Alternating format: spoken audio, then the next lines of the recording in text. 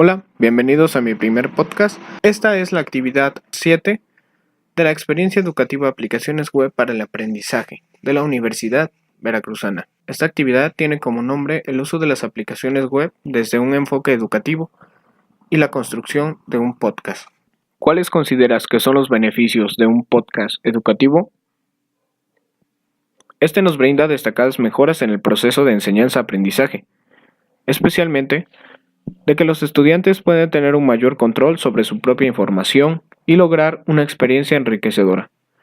No hay que olvidar que esta información tiene que ser eficaz y referenciada, puesto que esta es fácil de comunicar y de consumir.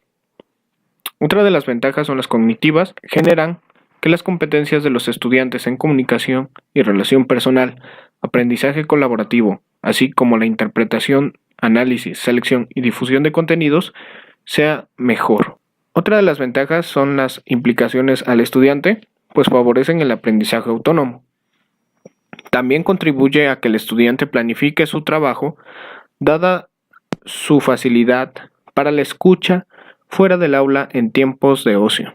Esto mejora la disposición de las indicaciones del profesor, puesto que permiten la escucha en cualquier momento y lugar. Otra cualidad es la continuidad en el estudio.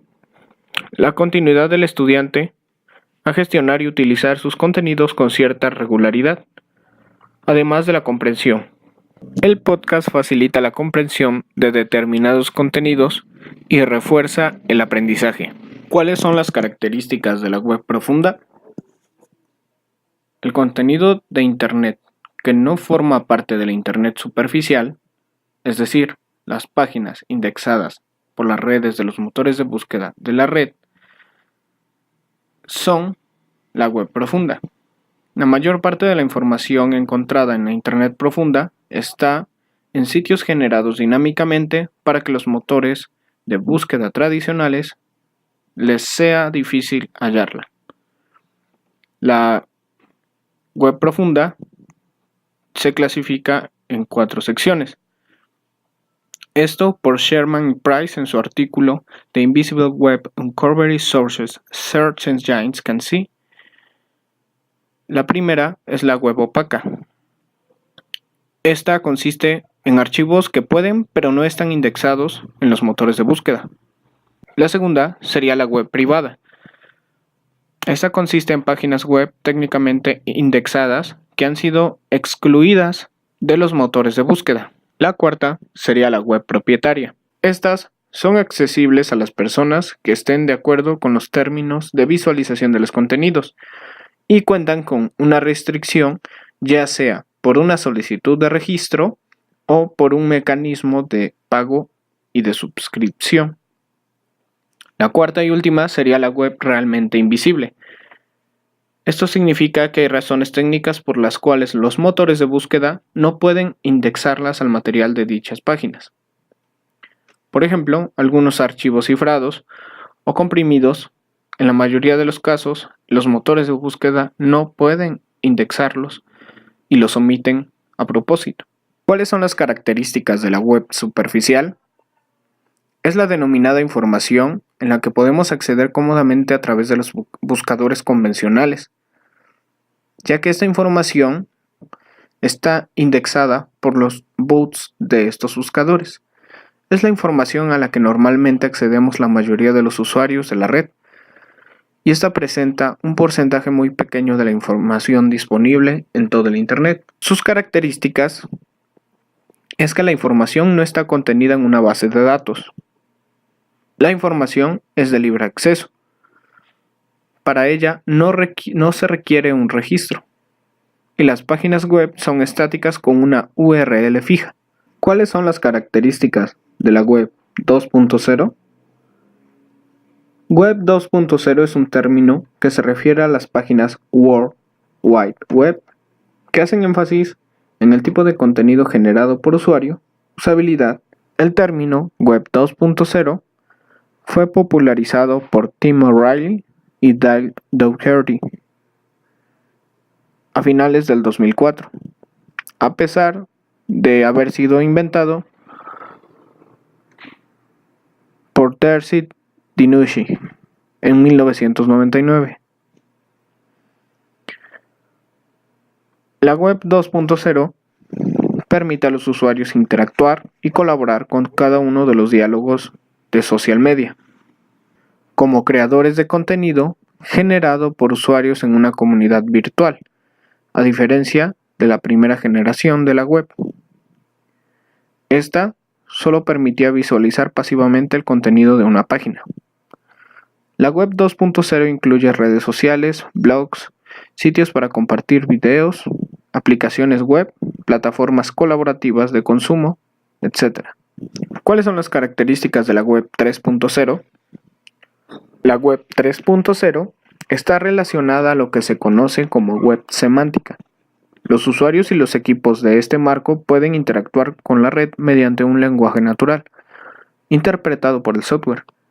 De esta manera, se puede acceder a la información más sencillamente.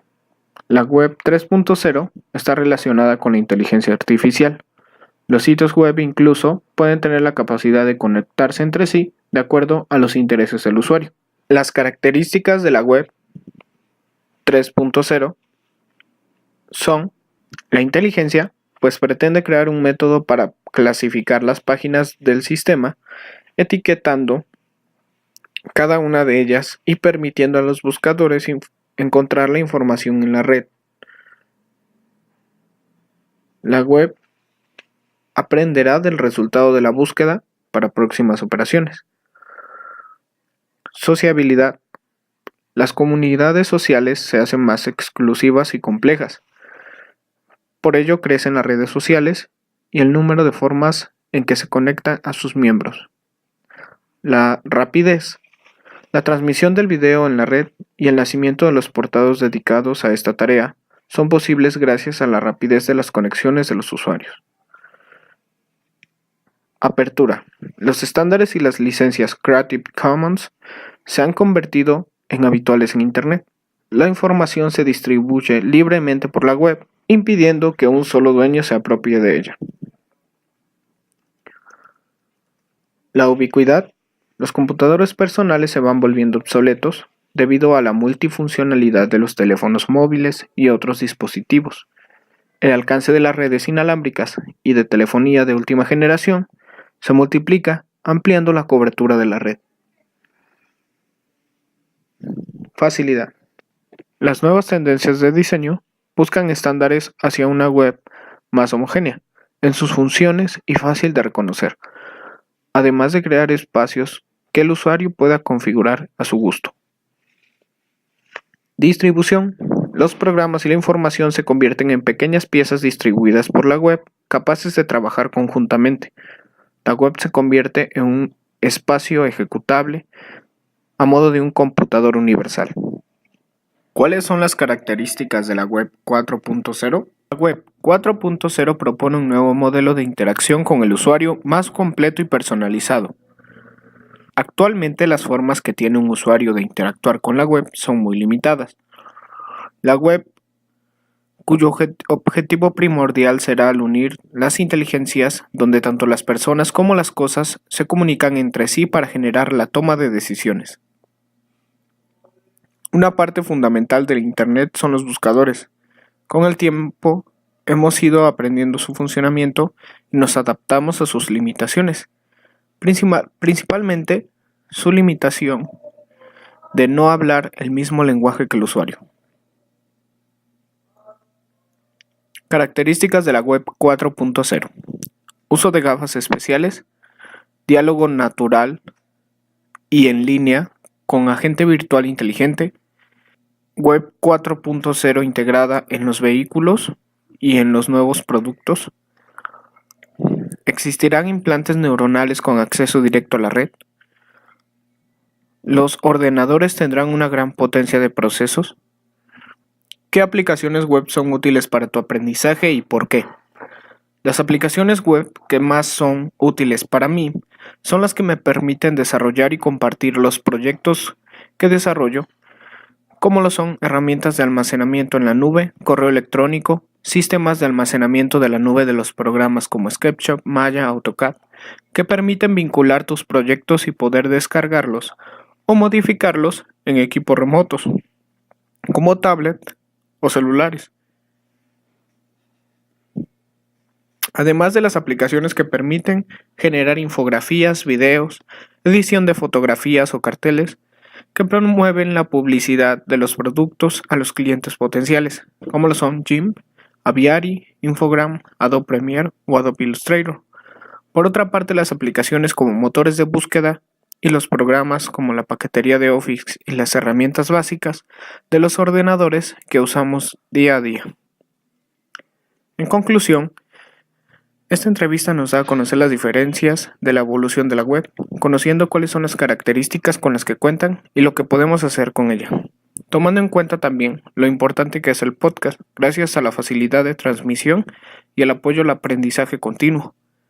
Creo que esta modalidad de información puede ser algo más cotidiano, ya que muchas personas tienen la posibilidad de acceso y así el poder informarse de manera más organizada conforme a sus posibilidades. Gracias.